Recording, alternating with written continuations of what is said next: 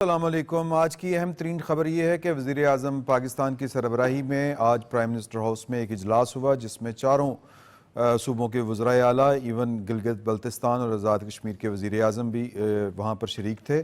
और ये भारत की आबी जारियत से मुतल्लिक एक इजलास था जिसमें गौर व खौज़ किया गया। वज़ीर आज़म ने इसमें ख़िताब किया और जो शुरका थे उनको ये बावर करवाया कि 24 अप्रैल को जो पाकिस्तान की कौमी सलामती कमेटी ने जो रहनुमा असूल वज़ा किए थे, जो फ़ैसले किए थे, उस टेंशन में, उस माहौल में, तो पाकिस्तान हर तरह की जो जारियत होगी उसका मुंह तोड़ उसी तरह से जवाब देगा जिस तरह के फ़ैसले किए जा चुके हैं। लेकिन अभी जारियत का जो थ्रेट है वो मुसलसल पाकिस्तान के ऊपर है भारत की तरफ से, और ये भारतीय वज़ीर आज़म की इना की शिकस्त होगी अगर वो अपना जो उन्होंने 23 अप्रैल को जो यकतरफ़ा तौर के ऊपर सिंध तास माहिदा मुअत्तल किया था, अगर उसको किसी बग़ैर सालिसी के, किसी बग़ैर इंटरनेशनल दबाव के वो वापस लेते हैं फ़ैसला, तो इसलिए एक हारे हुए शख्स से आप क्या तवक्को कर सकते हैं। ये इसी पे गौर व खौज़ हुआ।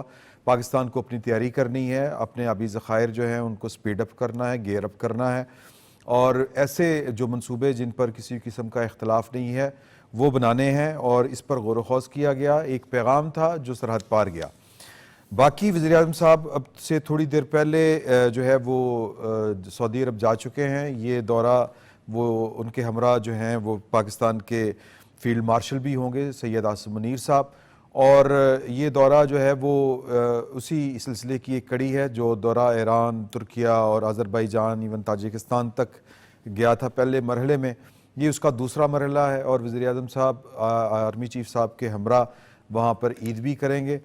और ये भी इतलात आ रही हैं कि ये शायद ख्वाहिश भी थी कि दुनिया को एक मैसेज जाए कि पाकिस्तान और सऊदी अरब जो है वो बरादर इस्लामी ममालिक हैं। ना सिर्फ बरादर इस्लामी ममालिक हैं बल्कि एक तारीख़ है दोनों के बरादराना और दोस्ताना ताल्लुकात की, जो इनका आपस में जो कोऑपरेशन रहा है हमेशा पाकिस्तान को जब भी कोई मुश्किल दरपेश आई, सऊदी अरब पाकिस्तान के साथ खड़ा हुआ। अगर आपको याद हो तो पाकिस्तान ने जब 1998 में एटमी धमाके किए थे तब भी सऊदी अरब का एक बड़ा खुफिया तावन पाकिस्तान के साथ रहा, जारी रहा तकरीबन 2 साल, और ये भेद बाद में खुले कि वो तावन क्या था। तो ये एक बड़ा जिसको कहते हैं खैर सगाली दौरा है। तो इसका बहरहाल मैसेज जो है या इसकी जो कॉनोटेशन है सफारती सतह के ऊपर, वो हम डिस्कस करेंगे कि वो क्या हो सकती है, क्योंकि जो भारत है उसने भी सऊदी अरब से बड़ी उम्मीदें वाबस्ता की हुई थी, बड़ी गर्मजोशियाँ भी थीं भारत की तरफ से। और जब पहलगाम वाला फॉल्स फ्लैग ऑपरेशन हुआ तो मोदी सऊदी अरब में ही थे और वो दौरा मुख्तसर करके वापस आए थे।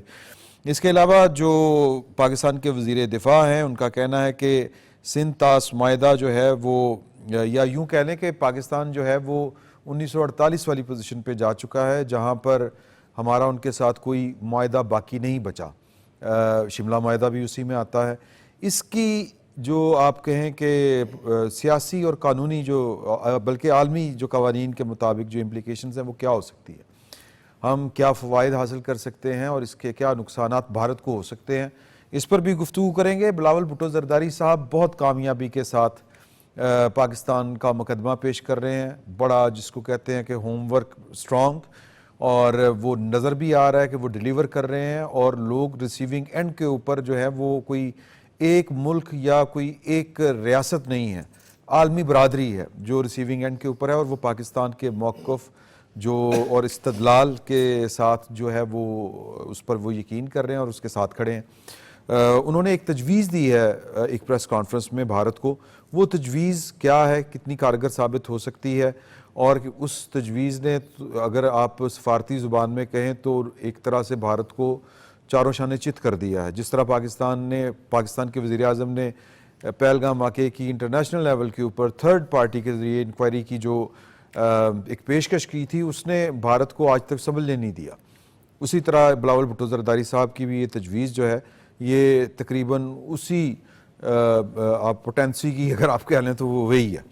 तो इन मौज़ूआत के ऊपर हम गुफ्तगू करेंगे। बाकी कल वज़ीर आज़म साहब अमेरिकन सफारतखाने में भी थे, वहाँ पर उन्होंने जो है वो अमरीकी सदर को अमन का दाई करार दिया। ये भी भारत के ज़ख्मों के ऊपर जो है वो नमकपाशी ही है एक तरह से, लेकिन हकायक हैं, इससे आंखें नहीं चुराई जा सकती। और जो अमरीकी एक थिंक टैंक कह ले, अमरीकी पॉलिसी साज अदारा है हडसन इंस्टीट्यूट, उनकी भी एक रिपोर्ट है जिसके मुताबिक पाकिस्तान से ताल्लुकात अमरीका के लिए इंतहाई अहम करार दिए गए हैं। इन सब इश्यूज़ के ऊपर बात करेंगे। सईद चौधरी साहब ने हमें ज्वाइन किया, सर बहुत शुक्रिया आपका। और जनाब सज्जाद अनवर साहब हमारे साथ मौजूद हैं, सर बहुत शुक्रिया। और मुबशर बुखारी साहब आप भी हमारे साथ हैं, बहुत शुक्रिया। तीनों दोस्तों का बहुत शुक्रिया। सर ये जो दौरा है वज़ीर आज़म साहब का, ये कुछ तो मुझे समझ में आया वो मैंने बता दिया, जो आपको समझ आ रहा है वो आप बताएं। नहीं, बल्कि ये बताएं कि इसका इम्पैक्ट जो है वो भारत के ऊपर क्या होगा। ये देखिए, जैसा कि आपने इब्तिदाइये में फरमाया है कि ये उन्हीं दौरों की एक कड़ी है जो इससे पहले इन्होंने शुक्रिया अदा करने के लिए तुर्किया गए थे, ईरान गए थे, अज़रबैजान गए थे और फिर ताजिकिस्तान में भी एक कॉन्फ्रेंस में वो शरीक हुए थे। तो उसी तरह का ये एक तो ये कि उनको शुक्रिया के अलावा एक मुबारकबाद भी तो वसूल करनी है ना। अच्छा। जो उनके तावन से या उनकी हमायत से या कह लें अखलाकी मदद भी कह लें, जो उन्होंने पाकिस्तान से सारे मामले में तनाव के दरमियान पाक इंडिया तनाव के दौरान जो उन्होंने किया है, तो वो उसमें फिर जो हमारी जीत हुई है पूरी दुनिया में ये माना जा रहा है। पाकिस्तान जो है इसमें जंग में फाते रहा है और वो अभी तक वो पीट रहे हैं कि जनाब देखें हमारे साथ क्या हो गया है, उन्होंने तो हमला ही कर दिया, हमने तो ये किया तो उन्होंने हमला ही कर दिया। तो दूसरी ये कि इसमें कुछ एक वफद भी उनके साथ वज़ीर आज़म के साथ गया है, जो सरमायाकारी और तजारत के हवाले से भी बात होगी और ये इलाक़ा यमन इस हवाले से उम्मत मुसलमान के जो मसाइल हैं उस हवाले से ये सारी चीज़ें जो हैं, और फिर हमारे जो बरादराना ताल्लुकात हैं, तारीख़ी ताल्लुकात, तो वो भी इस चीज़ का तकाज़ा करो। तो ये कहा जा रहा है, बताया ये गया है कि ये जो दौरा है ये ख्वाहिश का इज़हार किया था मोहम्मद बिन सलमान ने उनकी तरफ से कि फील्ड मार्शल आसिम मुनीर साहब और वो वज़ीर आज़म पाकिस्तान मियां शहबाज शरीफ के साथ ईद मनाना चाहते हैं। और दूसरी ये कि ये एक लाइटर नोट में मैं बात कर रहा हूँ, अभी यहाँ पहले ही बात हो रही थी कि जनाब ये तो वज़ीर आज़म साहब तो 2 ईदें मनाएंगे और कौम एक ईद मना रही है, खुला तसाद नहीं है।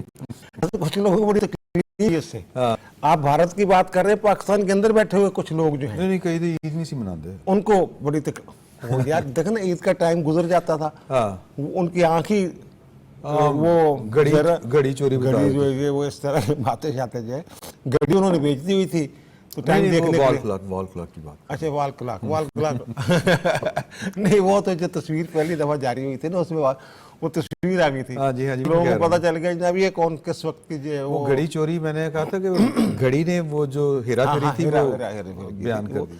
तो ये ज़ाहिर है फिर जो पाकिस्तान और सऊदी अरब के तल्लुकात हैं, इनकी तो उम्मीदें जो है ना भारत वालों की, ईरान के हवाले से भी वो जो इनकी वो क्या नाम है उसका, बंदरगाह में जो इन्होंने इश्तराक किया था वहाँ, क्या नाम है सर, चाबहार वाला। इनका ख्याल था कि ईरान इस जंग में हमारे इत्तेहादी के तौर पे, लेकिन हुआ उसके उल्ट, बिल्कुल बरक्स हुआ उसके। आपके तो जाती नॉलेज में बहुत सारी चीज़ें हैं, हाँ, वो नेशनल इंटरेस्ट में बयान नहीं कर सकते। इसी तरह सऊदी अरब के दौरे पे थे और वहाँ भी जो खबरें आई थी इब्तिदा में, इन्होंने ये कोशिश की पहलगाम वाला वाक़या वहाँ ये बयान उनके सामने रखने की सऊदी हुकूमत के कि जनाब ये जो इनका वतीरा है कि हर काम जो है पाकिस्तान पर डाल दिया जाए। इन्होंने कोशिश की, लेकिन उन्होंने भी यही बात की जो हम बात कर रहे हैं, आज बात कर रहे हैं। इब्तिदा में उन्होंने ये बात कर दी थी कि आप बग़ैर तहकीक के कैसे किसी दूसरी रियासत पे, एक ज़िम्मेदार रियासत है पाकिस्तान, उसके ऊपर ये इल्ज़ाम तराशी कर सकते हैं। और यही बात बिलावल भुट्टो ज़रदारी ने वहाँ की है कि जनाब इन्होंने तो एक नया फार्मूला, एक नया म्यार सेट करने की कोशिश, एक रेड लाइन अपनी तरफ से सेट कर दी कि जनाब जो भी वहाँ दहशतगर्द वाक़या होता है जनाब जंग छेड़ दें। तो हमारे यहाँ जो होता है, हम जो है हमारे पास तो सबूत भी मौजूद है। हम जंग लड़ना नहीं चाहते, अदरवाइज तो हमें हर दूसरे दिन जंग हर दूसरे दिन जो इनकी हरकतें हैं। बहरहाल ये बड़े दूरस नताइज का हामिल है खित्ते के लिए भी और उम्मत मुसलमान के लिए भी, उम्मत मुसलमान के लिए किस तरह से? उम्मत मुसलमान के लिए कि ये जो इत्तेहाद है, जो हमारे अकायद की जो क्या जोड़ हैं एक दूसरे के साथ, उनमें जब मजबूती आती है सही, तो फिर ज़ाहिर है पाकिस्तान जो है, अब पहले भी पाकिस्तान लीड करता रहा है सही, उम्मत मुसलमान को। सही, और सऊदी अरब जो वहाँ मुक़द्दस मकामात हैं, उनकी वजह से जो एहतराम है पूरी दुनिया के मुसलमानों के दिलों में, ठीक बात है, ठीक बात है। तो इस हवाले से अच्छा, तो मैं भी ये के हवाले से भी सही, वहाँ कोई, क्योंकि हमारे वज़ीर-ए-आज़म तो ये ये गजा के हवाले से मैं सजाद अनवर साहब के साथ और मुबशर साहब के साथ भी डिस्कस करूंगा, आप भी उसके बाद कीजिएगा कि ये मेरा ख्याल है कि पाकिस्तान के ये प्राइम मिनिस्टर को ये एजाज़ एक तरह से जाता है कि जितना खुल के फ़लस्तीन के इशू के ऊपर और इसराइल के ख़िलाफ़ और फिर अक़वाम मुत्तहिदा में खड़े होकर जिस तरह से इन्होंने गुफ्तगू की है, तो इसको भी ज़रा ये क्या हमारी फॉरेन पॉलिसी में कोई डिफाइनिंग मूवमेंट है? वो वीटो कर दिया उसने यार, अमेरिका ने, वो एक अलग सी बात है। मैं वैसे एक बात कह रहा हूँ कि पाकिस्तान की तो कम से कम जो बहुत ज़्यादा ब्लैक एंड वाइट में नहीं हो जाती जिस तरह पॉलिसी इसराइल के हवाले से शुरू से थी। हाँ, लेकिन जितना स्टांस फर्मली हमारे मौजूदा प्राइम मिनिस्टर ने लिया है, कम देखने में आई इस तरह की चीज़ें। मुझे एक ब्रेक का कहा जा रहा है सजाद अनवर साहब, मैं एक ब्रेक ले लूँ, वापस आके आपसे यहीं से गुफ्तगू, बल्कि सवाल यहीं से होगा कि जो ये दौरा है इसका असर ख़ुसूसन इस्लामी दुनिया और भारत के ऊपर क्या पड़ेगा। एक वक्फा लेते हैं जी, फौरी तौर पे वापस आते हैं, एक छोटा सा वक्फा। बार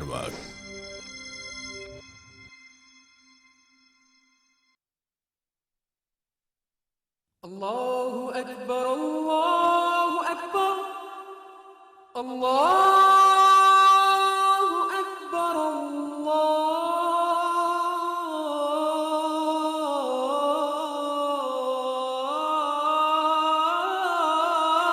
अकबर, अशहदु अल्ला इलाहा इल्लल्लाह,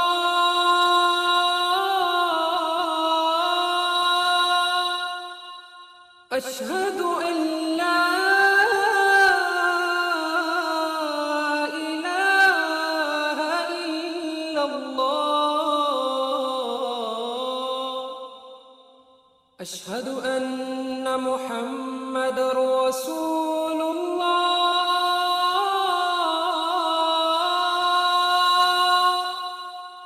अशहदु अन्ना मुहम्मदर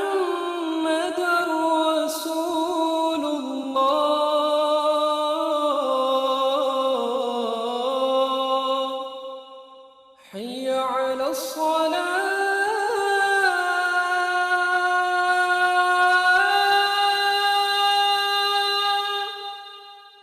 حي على الفلاح،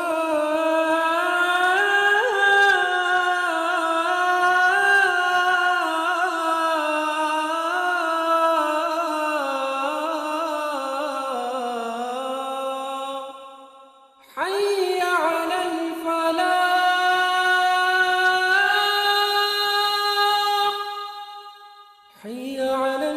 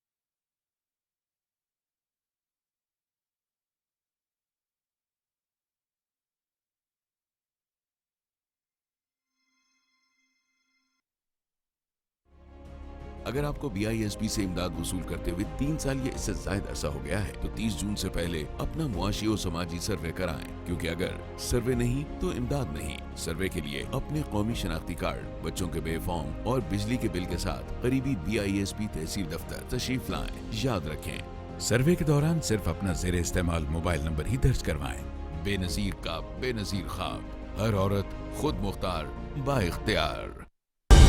दुरुस्त, हर वक्त, बार वक्त। से हम बात करना चाह रहे थे ब्रेक से पहले कि सज्जाद अनवर साहब, एक तो मतलब इस दौरे का भारत के ऊपर क्या असर पड़ेगा। भारत का जो इत्तेहादी था जिसके ड्रोन पाकिस्तान के ऊपर आके गिर रहे थे इसराइल, उसके ऊपर इसका क्या असर पड़ेगा। और ये महज एमी कोई रस्मी कार्रवाइयाँ होती हैं कि इनका कोई वाकई इम्पैक्ट भी होता है। नहीं, आप देखें कि पाकिस्तान इस वक्त, जैसा चौधरी साहब ने कहा कि हम ताज़ा एक जंग जीत चुके हैं, और उसके बाद वज़ीर आज़म साहब ने जो दूसरे ममालिक के दौरे किए जिनकी डिटेल अभी चौधरी साहब ने बताई है, जी ये उसकी एक कड़ी थी। और ये एक लाजमी एक दौरा था जो जहाँ जा रहे हैं इस वक्त हमारे वज़ीर आज़म साहब अपनी एक टीम के साथ, फील्ड मार्शल साहब भी उनके साथ हैं। तो इसमें काफ़ी चीज़ें डिस्कस होने जा रही हैं। रीजनल पीस और जो रीजनल पॉलिटिक्स है वो डिस्कस होगी। उसके साथ जैसे आपने बताया कि सरमायाकारी के हवाले से कुछ दूसरे वफद में लोग भी शामिल हैं, वो भी बात होगी। और तीसरा, मिडल ईस्ट के अंदर ये जो तनाज़ा है ख़ास तौर पे गज़ा का, जो कि फ्लैश पॉइंट बना हुआ है। रात बहुत इम्पॉर्टेंट स्पीच की पाकिस्तान का जो मुस्तकिल मंदूब हैं यूनाइटेड नेशंस में, उन्होंने, क्योंकि अमेरिका की तरफ से वीटो करने के बाद जो एक मुस्तकिल सीज़ फायर की कोशिश की जा रही थी सलामती कौंसिल में, उसको अमेरिका की तरफ से वीटो करने के बाद जो हमारे वहाँ पे मुस्तकिल मंदूब हैं, उन्होंने कहा कि ये एक ट्रेजिडी ही नहीं, बुनियादी तौर पे वहाँ पे इंसानियत का कोलैप्स हो चुका है और वो एक तरह से जहन्नुम बन चुकी है गज़ा के लोगों के लिए। तो यकीनन इस मौजू के ऊपर भी बात होगी। पाकिस्तान का हमेशा से इज़राइल के हवाले से एक मौक़िफ़ है। पाकिस्तान ने ना इज़राइल को कबूल तस्लीम किया है, बल्कि जो फ़लस्तीनी जिद्दोजहद है, अगर आप देखें तो इसकी एक हिस्ट्री है। जुल्फ़िकार अली भुट्टो और यासर अरफ़ात के कितने गहरे रवाबत थे। फिर उससे ऑनवर्ड, फिर जब जैसे जैसे वहाँ की स्ट्रगल चली, और आज भी पाकिस्तान मुकम्मल तौर पे गज़ा के लोगों के साथ खड़ा है। और गज़ा में जो जुल्म हो रहा है, आज ताज़ा तरीन ख़बर है, एक ब्रेकिंग ख़बर है कि स्पेन ने इसराइल से कुछ जंगी साजो सामान और जहाज़ जो थे वो ऑर्डर किए थे, उन्होंने ऑर्डर कैंसिल कर दिया। तो अब दुनिया भी इसके ऊपर बात कर रही है। अमेरिका ने ये वजह बताई है जी कि हम इसलिए कह रहे हैं कि वीटो कर रहे हैं कि इसमें हमास को हम नहीं चाहते कि वो हमास का वजूद रहे वहाँ पे। तो लेकिन गज़ा के अवाम के हम साथ हैं, उन्होंने कुछ इस तरह का स्टांस गोलमोल सा। लेकिन मैं समझता हूँ कि ये बहुत लेट हो चुका है। आलमी ज़मीर के लिए एक बहुत बड़ा मसला है गज़ा का, और इसको जितनी जल्दी हल किया जाए उतना ही बेहतर होगा। क्योंकि वहाँ पे जिस तरह से अब तो जो इमदादी स्टाफ होता है, जो रेड क्रॉस के लोग हैं, जो हेल्थ केयर के लोग हैं, अब तो उनको भी निशाना बनाया जाए। अच्छा जी, ये मुशर्रफ बुखारी साहब, जिस तरह कहा जाता था ना जी कि टैरिफ वार के बाद दुनिया थोड़ी सी मुख्तलिफ है, और उसी तरह कुछ लोग कहते हैं कि 10 मई के बाद भी जो है वो पावर डायनेमिक्स चेंज हो चुकी हैं। ख़ित्ते से बात चली थी और फिर वो खित्तों तक गई, यानी कि ग्लोबल हो गई। तो जो आलमी ज़मीर को तुर्की, ईरान, पाकिस्तान, सऊदी अरब, ये कोई झंझोड़ सकते हैं? मैं इस सारे, यानी आप कहें कि एज ए होल, मैं सिर्फ पाकिस्तान और भारत, या भारत का जो किरदार है, फिर या जो भारत का इसराइल के साथ जो भी रिलेशन है, उसको अगर इकट्ठा रख के देखें तो क्या लगता है आपको? देखिए, ये जो गुज़िश्ता कोई 8 माह गुजरे हैं, इससे पहले तो आलमी ज़मीर नाम की कोई चीज़ नहीं होती थी। बस हम ज़रा किताबों में और अपनी ख़बरों में, शेख सुर्खियों में, सईद चौधरी साहब अपने कॉलम्स में इस तरह के अल्फाज इस्तेमाल कर लेते थे। मुझे बाय द वे, मैंने कभी ये लफ्ज़ इस्तेमाल नहीं किया, इसलिए कि मुझे अंदाज़ा था कि यहाँ पे रेटरिक नहीं चलेगा, आलमी ज़मीर कोई चीज़ नहीं होती। लेकिन 8 माह के दौरान जो इजराइल ने किया वहाँ पे, उससे अब मुझे ये शायबा होगा कि अब ये लफ्ज़ इस्तेमाल करना पड़ेगा। उसके पीछे बहुत सारी रीजंस हैं। आपको इंटरनेशनल कोर्ट ऑफ जस्टिस का फैसला याद है जो नेतन्याहू के खिलाफ आया, अगर जो उसको इम्प्लीमेंट इसलिए नहीं कर पाए कि यूनाइटेड नेशंस और इसकी जो सब्सिडायरी ऑर्गेनाइजेशंस हैं इंटरनेशनल कोर्ट ऑफ जस्टिस जैसी, ये बेचारी फैसला तो दे देती हैं लेकिन इनके पास इम्प्लीमेंटेशन के लिए कोई स्ट्रक्चर ही मौजूद नहीं। और फिर दूसरे ये कि जिन ममालिक के खिलाफ फैसला आता है वो उसको बायस या मुख्तलिफ हीले बहानों से जो है वो नलीफाई करने की कोशिश करते हैं या डिसोबे करते हैं। तो एक तो ये फैसला आया, फिर जितनी वहाँ पे बमबारी हुई उसमें यूएन के लोग भी इंजर्ड हुए, कुछ की डेथ हुई, इंटरनेशनल मीडिया और लोकल मीडिया के लोग जो हैं वहाँ पे शहीद हुए, मासूम बच्चे, ख़वातीन, बूढ़े, वो तो अपनी जगह पे एक लंबी तादाद है। तो ये वो वाक़यात थे जिससे क्योंकि जो स्पेशली वेस्ट है, अगर वेस्ट की बात करें तो वहाँ के अवाम जो है ना वो बड़े एम्पावर्ड हैं। नहीं, मेरा नुक्ता और है, मैं माफ़ी चाहता हूँ जी। मेरा नुक्ता ये है कि पाकिस्तान ने ये जो 10 मई के बाद जो पाकिस्तान को कॉन्फिडेंस मिला है, पाकिस्तान का एक तरह के कह लें कि एक जो हैसियत एक नई सामने आई है दुनिया के, और सऊदी अरब भी अगर अब आपको कह रहा है कि यहाँ पे अगर आके ईद करें तो हमें बड़ा अच्छा लगेगा, तो ये पाकिस्तान एक कोर स्टेट है बहरहाल आलम इस्लाम की, तो उसने अपनी एक हैसियत, अपनी एक ताकत बनवाई है। इसका फ़ायदा जो है वो इंटरनेशनली पाकिस्तान के साथ मिलके, सऊदी अरब मिलके कोई गेन कर सकते हैं। जी बिल्कुल कर सकते हैं। और ये जो ट्रिप है इसको मैं नाम दूंगा ईद डिप्लोमेसी का। ठीक, मतलब माजी में बड़े तरीके से क्रिकेट डिप्लोमेसी भी आपको याद होगी, उसके अलावा गिफ्ट डिप्लोमेसी भी एक चीज़ होती है, बिल्कुल ये ईद डिप्लोमेसी है। अच्छा, ऐसे मौके पे मोहम्मद बिन सलमान क्राउन प्रिंस उन्होंने इनवाइट किया तो सवाल जहन में बहुत सारे आते हैं। मतलब मैं जब इस पे कुछ दोस्तों से बात कर रहा था कि what might be the purpose कि ईद के मौके पे जब वहाँ पे हज भी चल रहा है, एडमिनिस्ट्रेटिव इश्यूज भी उस दौरान होते हैं, तो क्यों? तो जो दोस्तों की तरफ से जो जानते हैं, बल्कि उसमें कुछ मिडल ईस्ट के एक्सपर्ट्स भी हैं, उन्होंने बड़ा नुक्ता बताया। उन्होंने कहा कि अगर आप देखें Saudi involvement, Saudi investment with in India, फिर इंडिया की man power working in Saudi Arabia, तो सऊदीया का एक इन्फ्लुएंस इंडिया पे है। पाकिस्तान के साथ तो उसकी रिलेशनशिप मुसल्लमा है ना। वो आपने पहले बताया कि जब 98 में धमाके हुए उस वक्त जो किया, लेकिन जो ओपन चीज़ थी वो फ्यूल था, हमारे पे सैंक्शंस लगी हुई थी, उन्होंने सैंक्शंस की परवाह ना करते हुए फ्यूल दिया। अभी रिसेंटली जब एक पार्टी हमें दिवालिया कराने को तैयार थी, हमें फॉरेन रिजर्व्स का मामला था, तो सऊदी अरब ने पैसे रखवाए, मतलब हर मोड़ पे साथ दिया, मुसल्लमा हैसियत है। सो पाकिस्तान की ऑफर क्या थी? पाकिस्तान की ऑफर थी कि जी पहलगाम की इंडिपेंडेंट इंक्वायरी करवा लें। सही। प्रेसिडेंट ट्रंप ने क्या कहा? उन्होंने कहा दोनों मुल्कों को किसी तीसरे मकाम पे बैठ के अपने जो तनाज़ात है उनको हल करना चाहिए। तो दोस्तों की अंडरस्टैंडिंग ये है, या वो जो मामलात को जानते हैं, कि सऊदी अरब एक ऐसा मुल्क हो सकता है जो कि तीसरा मकाम हो सकता है, जहां पे ये गुफ्तगू हो सकती है, चूंकि जो इंडिया के स्टेक्स हैं वो सऊदी अरब के हवाले से बहुत ज़्यादा हैं, इन्वेस्टमेंट की सूरत में और लेबर मैन पावर की सूरत में। और पाकिस्तान तो वैसे ही मतलब बरादराना ताल्लुकात हैं।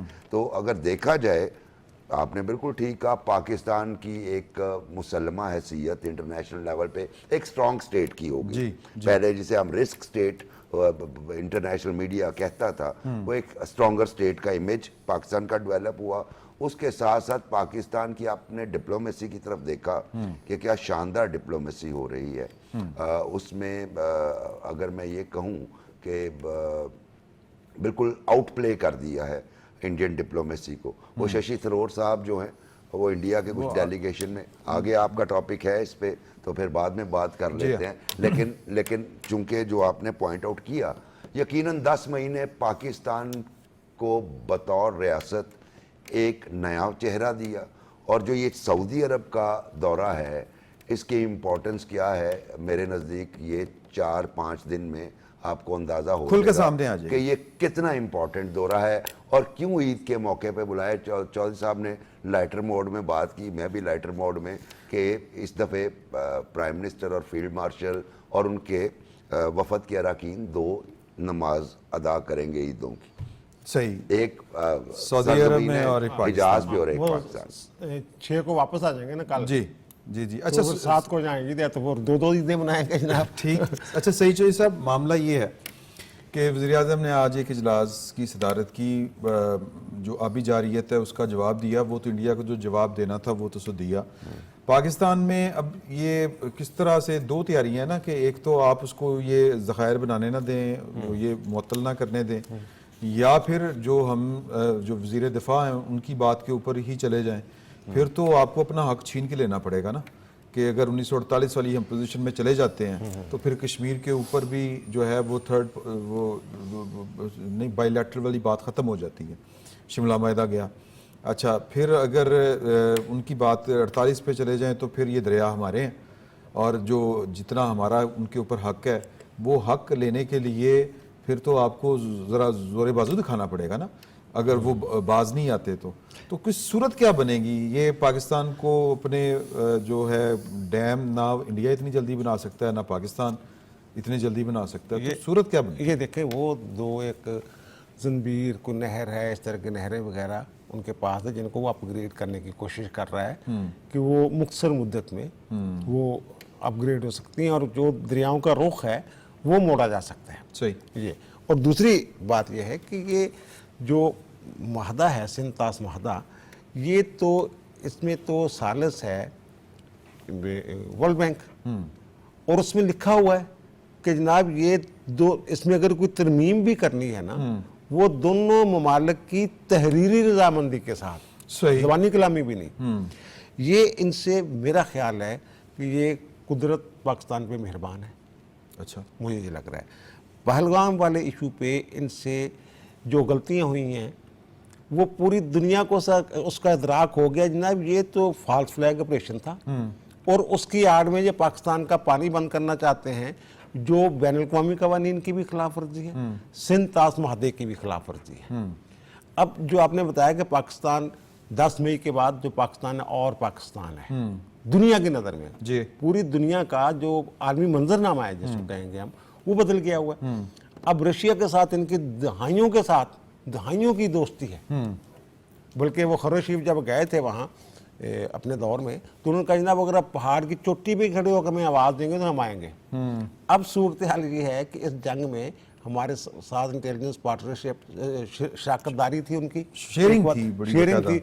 और दूसरी बात यह कि अभी हमारे तारक फातमी साहब गए हैं वहाँ पे, तो उनके वजीर खारजा के साथ मुलाकात हो रही है, और उनका जो वफद गया था वो नायब वजीर खारजा से आगे नहीं बढ़ सका। इस पर बड़ी लहदे हो रही है वहाँ इंडिया में खुद, सही है। कि जनाब हमारा पुराना दोस्त हमारा, और पिंगे जनाब मोहब्बत की बढ़ा रहा है पाकिस्तान के साथ। और फिर उन्होंने स्टील मिल की बहाली के लिए भी कोई 2.6 बिलियन डॉलर का बात की है। और ये जो वो अगर हट धर्मी में उतरा हुआ है ना भारत सिंध तास महादे के हवाले से, उसको फिर हम यहाँ अगर ये अपने आबी ज़खायर के जो वसाइल हैं उनको बढ़ाएं भी, तो पानी तो वहाँ से आना है। तो हम एक डैम बना के हम ज़्यादा से ज़्यादा क्या कर लेंगे? ज़्यादा से ज़्यादा बारिशों का पानी जमा कर सकते हैं ना, कर सकते हैं, ठीक बात। लेकिन अगर वो पीछे से ही, अच्छा वैसे ये भी एक अलग से सब्जेक्ट है कि बारिशों का पानी को किस तरह यूटिलाइज किया जाए, दुनिया कर रही है। नहीं, उसके तो बहुत सारे तरीके हैं ना। वो तो हमारे जो ज़ेरे ज़मीन पानी लाहौर का है खास तौर पे, ये कितना नीचे चले गया वो तो रावी की वजह से, ठीक है ना, रावी बंद हो गया, तो बारिशों का पानी जो है स्टोर करने के लिए वो इन्होंने कुछ सिस्टम शुरू किया है कि कंपाउंड ज़ेरे ज़मीन बनाएंगे, पानी उसमें जमा हो जाएगा, और वो आम इस्तेमाल के लिए पौधों को देने के लिए भी, और फिर पानी वो नीचे हुआ है दोबारा चले। ये तो खैर वो माहौलियात की बात हो। ये जो बात है ना इन्होंने कर दी वो सिंध तास वाले, उसके जवाब में जो पाकिस्तान ने कहा है और हमारे DGSPR ने जो बात की है कि जनाब अगर ये महादे से भागते हैं तो कश्मीर भी हमारा है, कश्मीर है ही हमारा, तो फिर 6 दरिया हमारे हैं, ठीक है। और ये हमारे वज़ीर आज़म ने जब तकरीर की है 10 मई के बाद कौम को इत्माद में लिया, तो उन्होंने ये कहा था कि इन्होंने हमारे एक डैम पे नीलम जेलम प्रोजेक्ट पे इन्होंने एक मसाइल मजूर हल्का, वो अगर नुकसान हो तो हमने इनके तमाम डैम उड़ा देने थे। तो मेरा ख्याल है कि ये पॉलिसी बयानी है, इसको पॉलिसी बयानी समझा जाए। वज़ीर दफ़ा ने भी कहा होगा। वज़ीर दफ़ा की बात को भी, और वज़ीर दफ़ा तो और आगे चले गए ना, उनका शिमला मादा ख़त्म हो गया है, प्रैक्टिकली तो फिर ख़त्म ही हो गया ना। वो ये कह रहे हैं। अगर आप एक आबी माहिदा ख़त्म करते हैं, सिंतास माहिदा ख़त्म अगर करते हैं, शिमला मादा खत्म करते हैं फिर कश्मीर की वो वाली पोजीशन 1974 वाली पोजीशन बहाल होगी, ये लाइन ऑफ कंट्रोल खत्म, ये तो सीज फायर है। अब वो उधर भी गन्ने लेके बैठे हैं, इधर भी गन्ने लेके बैठे हैं, जिसका जोर चलेगा 2 कदम आगे चले जाएगा, जिसका बस नहीं चलेगा 2 कदम पीछे चले 23 अप्रैल को इन्होंने सजाद साहब किया था सिंतास माहिदे को मुअत्तल। तब इनका ये गुमान था कि हम सुपर पावर हैं, इनका ये ख्याल था कि अमेरिका हमारे साथ खड़ा है, चीन को हमने सबक सिखाना है, और चीन से पहले हम ज़रा चीन के ऊपर धाक बिठा दें, उस पाकिस्तान को ज़रा थोड़ी सी ना मतलब दाएं बाएं करके ना ज़रा 2-4 लगा के, वो सारा उलट पड़ गया। सस्टेन कर सकेंगे इस पॉलिसी को लेकर? देखें, अभी चौधरी साहब बात कर रहे थे तो मैं उस वक्त यही सोच रहा था कि इसका जो सही तनाज़र है ना सिंध तास मुआहदे का जी, और ये जो रिवर्स आ रहे हैं, हाँ, हमारे एक तासुर है कि सारे दरिया इंडिया से आते हैं पाकिस्तान में। ऐसा नहीं है, सही, ये सारे दरिया चाइना से, तिब्बत से, इंडिया के इलाके से होते हुए पाकिस्तान पहुंचते हैं।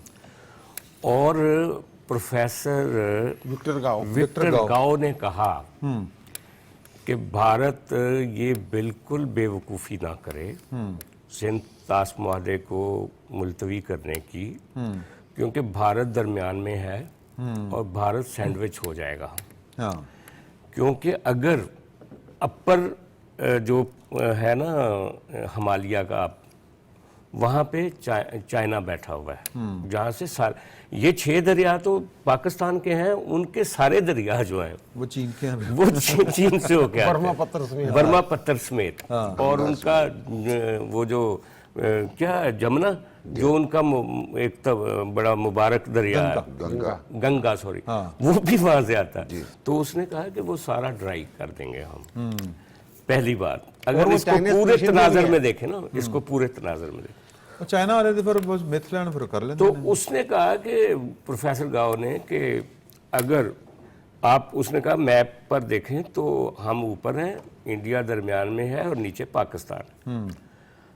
तो इसको छोड़ दें कि जी नीचे वालों का हक क्या है और दरमियान वालों का हक क्या है। अगर ज़बरदस्ती इंडिया करेगा तो फिर अगर चाइना ने ज़बरदस्ती की तो इंडिया सारा बंजर हो जाएगा।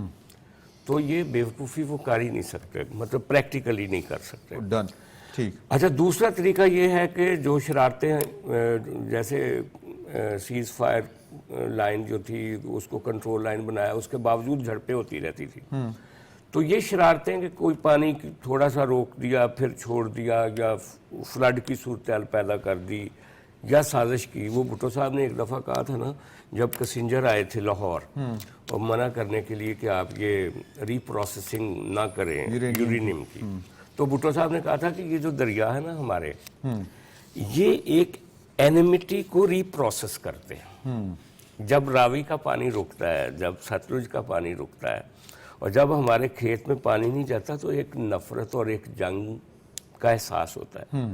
तो जब तक ये दरियाओं की रीप्रोसेसिंग जारी है ना, न्यूक्लियर रीप्रोसेसिंग को नहीं रोका जा सकता। हाँ। ये भुट्टो साहब के बड़े तारीखी अल्फाज थे, बड़े पोएटिक्स है, बड़े पोएटिक भी थे। तो बेसिकली ये जो मुआहदा हुआ था इटसेल्फ, इसके बारे में अब हम स्टेट टेलीविजन पे बैठे हैं, क्या बात करें कि उस वक्त के जो मंदूब थे, वो पाकिस्तानी मंदूब में जो सिंध का मेंबर था, वो वहाँ पे झगड़ रहा था कि मत ये मुआहदा करें। वो लेकिन अयूब खान ने तय कर लिया था उस वक्त मुआहदा करना, तो वो ये मुआहदा बहुत महंगा पड़ा पाकिस्तान को। हाँ। अगर आप देखें कि जैसे चिनाब, जेहलम और दरिया सिंध आ रहा है ऊपर से, उसी तरह अगर रावी और सतलुज और ब्यास भी आ रहे होते, तो जितना पानी इंडिया का हक बनता था वो लेते और बाकी पानी नीचे आता, तो आप देखें कि हमें कितना पानी वाफर मिल रहा होता। जी जी। तो लेकिन वो नहीं, वो वक्त गुजर गया। तो अब भी इंडिया के पास सिवाय शरारत करने के अलावा कोई स्कोप नहीं है, मैं नहीं देख रहा। शरारत, मुबश्शिर बुखारी साहब, शरारत का स्कोप कितना है, मार्जिन कितना है मोदी के पास? क्योंकि बहुत से लोग कहते हैं कि जब तक मोदी है ये अपनी शिकस्ता अना का कोई बदला लेने के लिए डेस्परेशन में कोई इस तरह की हरकत कर सकता है जिस तरह ये पानी रोकने के लिए बात उसने चलाई हुई है? कोई और भी कोई वो जिसको कहते हैं ना मिस एडवेंचर? जी, एडवेंचरिज्म के चांसेस तो हमेशा, देखिए, एक वो शिकस्त खुर्दा जो फर्द होता है, शख्स होता है, उसको जो घाव लगा होता है और अपनी गलती से लगा होता है ना, तो वो फिर थोड़ी सी ना कमीनगी पे चला जाता है। तो उसकी चूंकि पॉलिटिकल साख तो जो मुतासिर बहुत हुई मजरूह हो चुकी है अपने मुल्क में, वो इंटरनेशनल इमेज जो उसका वो चाय वाला से यहाँ तक कि वो इंडियन लोग अब खुद कहना शुरू हो गए कि और लाओ चाय वाला को, तो वो साख बड़ी मुतासिर है, उससे कुछ भी सोचा जा सकता है, लेकिन शायद अब इतना आसान भी नहीं है, क्योंकि एक इस तरह का हिट और हुआ तो पूरी बीजेपी का जो है ना फ्यूचर बिल्कुल ब्लीक हो जाएगा। ये है, अगर वो देखते हैं तो ये उनके लिए एक मशवरा भी है। दूसरी बात है कि इतना आसान नहीं, बहुत सारी इस पर स्टडीज आ चुकी हैं। ये रेटरिक है कि हम ये कर देंगे, हम वो कर देंगे, सिर्फ एक कंट्रोवर्सी क्रिएट करने के लिए। चलिए इसी बहाने ज़रा उन्हें हमारे मसल्स का भी पता लग गया। मैं 4 दिन पहले भाषा और दासू डैम के किनारे किनारे सफ़र करता हुआ लाहौर पहुंचा 28 घंटे का। अच्छा, बहुत तेज़ी से काम जारी है, इंतहाई तेज़ी से। फिर प्राइम मिनिस्टर की कल की जो गुफ्तगू है, जो डिसीजन लिए, उसमें डैमों की तामीर पे जोर दिया। अच्छा, वो डैमों की तामीर पे इसलिए जोर दिया, आज भी मैं देख रहा हूँ कि वो पानी हमारा बहुत ज़्यादा आता है और ज़ाया हो जाता है। मसलन मैं जब पीछे से आ रहा था तो एक दरिया और आ रहा था, तो मैंने पूछा ये दरिया कौन सा है? ये दरिया गिलगित है और ये सिंध में मर्ज हो जाता है गिलगित से आगे जगलोट के मुकाम पे, और उसके बाद फिर बेतहाशा हुंजा से जो आता है ना, अपर हुंजा से, वही पंजाब नहीं, एक उधर से आता है, मतलब 3-4 दरिया तो यहाँ से आते यहाँ से। उसके अलावा जो सबसे बड़ा सोर्स है सिंध में, वो है जो आपके पहाड़ी नाले हैं, वो बड़ा ही बहुत बड़ा वाटर, फ्रेश वाटर सोर्स है। उसके साथ साथ अगर आप देखें तो अगर इंडिया कुछ इस तरह की एडवेंचरिज्म दोबारा सोचता है, तो हमने जिसे आप कहते हैं मल्टी टियर स्ट्रेटजी बनाई हुई है। नंबर 1 तो डैम्स की बात हम कर रहे हैं, नंबर 2 हम उस पर जब भी वो रोकने की कोशिश करेंगे तो हम उस पर फिर कोई काइनेटिक डिप्लोमेसी तो हम कर रहे हैं। अभी बिलावल बड़ा शानदार कर रहे हैं, चूंकि टॉपिक है, फिर मैं उधर जा रहा हूँ, इस पे फिर बात कर नहीं नहीं, वो अभी नेक्स्ट वही है हमारा। बल्कि मैं कहता हूँ कि उसी से शुरू कर लें, आप इसे शुरू कर लेते हैं। वही कि हमारे पास क्या ऑप्शन है, 2 रह जाएंगी। एक नॉन काइनेटिक जिसमें डिप्लोमेसी, डैम्स की तामीर, दूसरी हो जाती है काइनेटिक, यानी हम फिर उस सूरत में रिएक्ट करें कि भाई ये पानी आपने क्यों बंद किया, और जहाँ से बंद किया उसको उड़ा दें उस जगह को। डिप्लोमेसी के फ्रंट पे देखिए तो क्या शानदार स्पेल चल रहा है इस वक्त, मतलब आफ्टर अ लॉन्ग टाइम ऐसी शानदार वाइब्रेंट डिप्लोमेसी हमें नज़र आ रही है। वो कल एक प्रोग्राम में था तो हमारे एक दोस्त ने कहा कि वो इसमें उनका क्या कमाल है, वो मोतरिज़ीन तो होते हैं कि ये तो फॉरेन ऑफिस वाले जो बताते हैं तो वो उन्होंने, मैंने कहा नहीं, फॉरेन ऑफिस वाले तो सबको बताते थे, हमें पहले ये ब्रिलियंस या ये वाइब्रेंस नज़र नहीं आई। उसकी वजह यह है कि अगर आप किसी को गन देते हैं तो चलाने के लिए हाथ और ट्रेनिंग भी होनी चाहिए। एग्जैक्टली वो जो राफेल के साथ अच्छा, डिक्शन देखिए, वो किसी ने इस्तेमाल किया है कि जो पाकिस्तान एयरफोर्स ने राफेल के साथ किया, वही बिलावल भुट्टो ने इंडियन डिप्लोमेसी के साथ कर दिया। शशि थरूर साहब की हम बात कर रहे थे, वो मौसूफ जो हैं वो भी डेलीगेशंस में थे। वो तो उन कंट्रीज़ को जिन्होंने न्यूट्रल रहे, यानी तुर्की के हवाले से जो वहाँ पे सोशल मीडिया ट्रेंड चला, या अज़रबैजान के हवाले से जो हुआ, वो आपके सामने है कि जनाब हम टूरिज़म ख़त्म कर देंगे, ये कर देंगे। फिर उन्हें शशि थरूर ने कुछ कंट्री से शिकवा भी किया, आप हमारे साथ खड़े नहीं हुए, यानी वो नाराज़गी मोल ले रहे हैं। जबकि इधर हमारा ये नौजवान लीडर जो है वो बैठ के यूएसए में कह रहा है, यूएसए ने ये 41st टाइम वीटो किया है सिंस 1976 जो इजराइल के हक में किया है। चूंकि 40 में पहले लिख चुका हूँ एक आर्टिकल में, तो 41वां हो गया।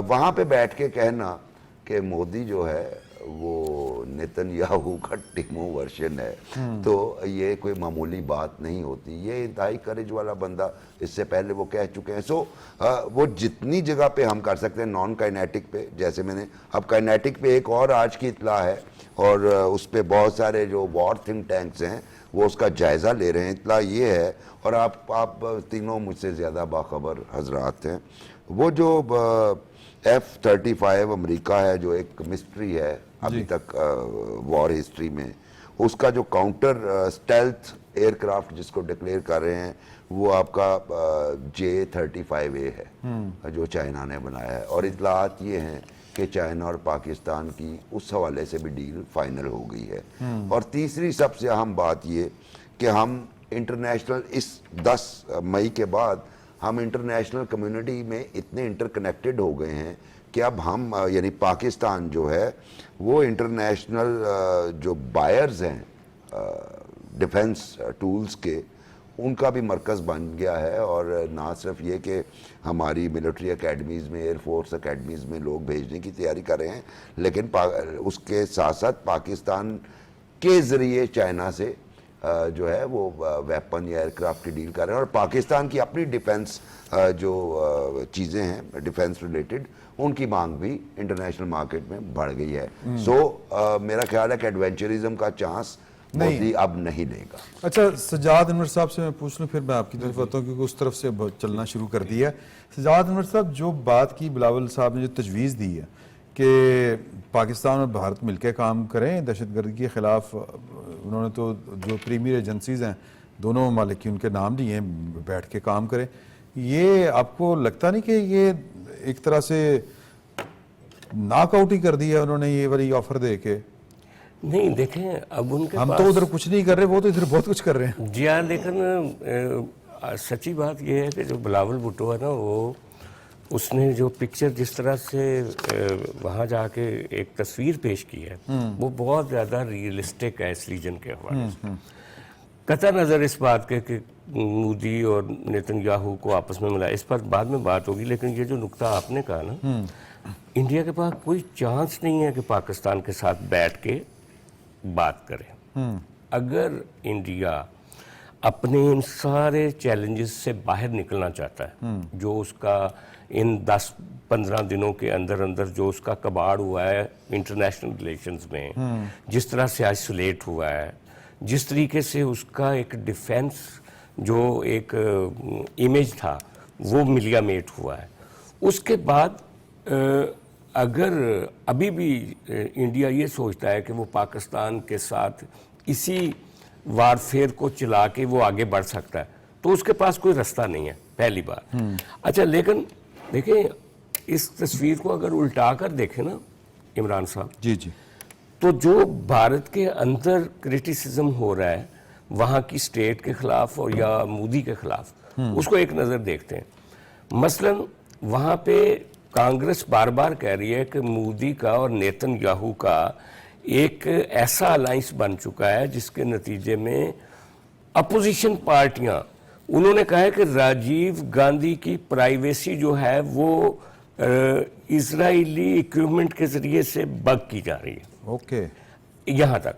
दूसरा, वहाँ का एक डिफेंस एनालिस्ट है, उसने कहा कि कनाडा वो मुल्क था जिसने इंडिया को सबसे पहले न्यूक्लियर, वो जो एनर्जी के लिए न्यूक्लियर एक फैसिलिटी जो थी, सिविल न्यूक्लियर का मुआहदा किया, जिसको इंडिया ने बाद में जंग के लिए भी उसको कन्वर्ट कर लिया। उसने कहा उस कनाडा में आपने एक नज़र के लिए और वहाँ जाके जो मर्डर किया, उस अपने ताल्लुकात ख़राब कर लिए। उसने कहा ईरान जो कि आपके साथ काम करने के लिए तैयार था, आप इजराइल के साथ खड़े हो गए और ईरान को अपने से दूर कर लिया। अच्छा, इसी तरह उनके जो वहाँ पे एक ओपिनियन बढ़ रहा है, उसके नतीजे में इंडिया, अच्छा फिर आप परवीन जो साहनी है, परवीन साहनी, उसको सुना होगा, उसने कहा कि ये जो इंडिया ने गलती की है कि एक पहलगाम के वाक़े की बुनियाद पे जाके स्ट्राइक्स कर दी पाकिस्तान के, उसने कहा आपने अपनी कमज़ोरियां जो एयरफोर्स की और ख़ास तौर पे मिलिट्री की और अपनी जो इकॉनमी की वो आपने एक्सपोज कर दी। तो बिलावल भुट्टो ने ये जो फ्रेम किया है ना नेतन्याहू और मोदी को, ये वो एक प्रैक्टिकल पिक्चर है। और इसी वजह से जब हम सऊदी अरब और दूसरे मुल्कों की बात करते हैं, मिडिल ईस्ट के इस्लामी मुल्कों की, इसी वजह से वो भी लोग मोदी से एक फासले पे चले गए। तो अब मुझे ये लग रहा है कि इंडिया के पास सिर्फ एक रास्ता है, जो इससे पहले यानी कि आप देखें 19 से पहले जो इंडिया करता रहा, कि कहीं पे भी कोई अटैक होता था इंडिया में तो वहाँ के मुसलमानों के खिलाफ एक कार्रवाई शुरू हो जाती थी। जैसे गुजरात में एक कैंपेन चला ये रहे थे। जैसे, या उनके साथ उनकी लिंचिंग, पब्लिक लिंचिंग शुरू हो जाती, उस पर पाकिस्तान का कोई कंट्रोल नहीं होता था। या जैसे कोई वाक़या होता था तो श्रीनगर में और बाकी एरियाज में वो शुरू कर देते थे ऑपरेशंस। अब वो जो क्रॉस बॉर्डर ऑपरेशन उनका फेल हो गया ना, जो वो वापस अपनी कम्युनल लड़ाई की तरफ इंडिया चला जाएगा, सही, क्योंकि उन्होंने पॉइंट स्कोरिंग तो करनी है हर इलेक्शन जीतने के लिए, सही। तो वो करेंगे मोदी, जब तक मोदी इक़्तिदार वो में अभी है। मेरा ख्याल है आज के कल एक सिख यूट्यूबर है, उसको भी पकड़ लिया जासूसी के इल्जाम में। एग्जैक्टली पहले एक लड़की को पकड़ लिया था, हाँ, जो पहले पाकिस्तान में आई थी। बिल्कुल ऐसे ही। अच्छा, और वहाँ ये भी कुछ नहीं, वहाँ वो जो उनके रहनुमा हैं ये भी कहा कि ना ईद पे हम जो वो गाय और वो ये इस तरह की तो बातें जब कहते तक हैं। इंडिया इस रीजन में चाइना और पाकिस्तान के साथ एक समझबूझ के साथ अपने रिलेशंस को रीसेटल नहीं करता, इंडिया एक तरह से खला में लड़खड़ाता रहेगा। क्योंकि आप देखें कि फ्रांस के जहाज लिए फ्रांस इनसे नाराज है कि अभी तक वो जो 4 जहाज जो गिरे हैं, उनका हिसाब कहाँ है? उनका हिसाब दो, ऑडिट कराओ, और उनके अखबारों ने और क्या कुछ लिखा है आपके सामने। सही। अमेरिका जो कि ये समझता था उसी तरह, हाँ। अमेरिका के सामने फ्रेम वही था, जैसे नेतन्याहू का हाथ नहीं रोक रहे थे, हाँ। उन्होंने कहा था जो करना कर लो, लेकिन उल्टा पड़ गया। उल्टा पड़ गया। तो अब अमेरिकन भी समझते हैं कि ये वो घोड़ा बीमार और साढ़े मुल्क कमजोर में घोड़ा कुट पड़ने लगते तो यस, तो इसलिए मैं समझता हूँ कि ये वो मौका है। बिलावल भुट्टो ने जो शानदार परफॉर्म किया वहाँ पे, ठीक है, इसहाक डार साहब और बाकी हमारी जो पूरा टीम। अच्छा Foreign चौधरी साहब, Office की लास्ट टीम है, मिनट रह गए, वो भी माफी कर रहे चाहता हूँ। ये मुझे बताएं कि prime minister as a team leader या सीईओ उनकी फॉरेन पॉलिसी लेके चल रहे हैं, फिर प्राइम मिनिस्टर का ये ख्याल के इदारों को साथ लेके चलना चाहिए, चीज़ों को मस्बत अंदाज में बढ़ाना चाहिए, फिर बिलावल भुट्टो साहब का इकरार या उन्होंने इस ऑफर को जो प्राइम मिनिस्टर ने उनको कहा कि ये सर्विस है पाकिस्तान की, इस उनकी आप कह रहे हैं इंतखाब और उनका हामी भरना, इस पर क्या कहते हैं आप? ये नहीं, ये तो यार पाकिस्तान के लिए हो रहा है वो ना। क्या कहते हैं, टीम प्ले? हाँ, ये टीम वर्क, सॉरी, पूरा टीम वर्क है। हाँ। ये पूरा टीम वर्क है, पूरी जो तैयारी के साथ गए हैं, पूरी तैयारी उनको करवाई गई। ये नहीं जो भी बात हुई है कि ना वो तो फॉरेन ऑफिस जो है वो तैयार कर, ऐसा नहीं होता। पॉलिसी सरकार ने देनी होती है। हाँ। सरकार ने ये कहना है ना, ये चीज़ें जो हैं वो बताएं और ये चीज़ें इसका मवाद हमें फराहम करें, रिकॉर्ड फराहम करें। हम बात कर रहे हैं कि जनाब ये दहशतगर्दी करवा रहे हैं यहाँ बलूचिस्तान में और केपी में, तो उसके सबूत भी हम साथ में पूरा होमवर्क और वहाँ जो लबो लहजा और जो अंदाज है और जो एतमाद है हमारे वफद का, बिलावल भुट्टो जरदारी साहब का, वो जो OIC का इजलास मुंतवी इनका हुआ है अक़वाम मुत्तहिदा में, वहाँ जो फ़लस्तीन वाले मंदूब थे उन्होंने तो ये कुछ गिले शिकवे किए, तो उन्होंने कहा ये चेयर भी आपकी है, जो आपका मौक़िफ़ है वही हमारा मौक़िफ़ है। चले जी, आपका बहुत शुक्रिया, बड़ा ज़बरदस्त आपकी गुफ्तगू थी तीनों दोस्तों की। कल आपकी खिदमत में हाज़िर होते हैं। वक्त ख़त्म हो चुका है, इजाज़त दीजिए, अल्लाह हाफ़िज़।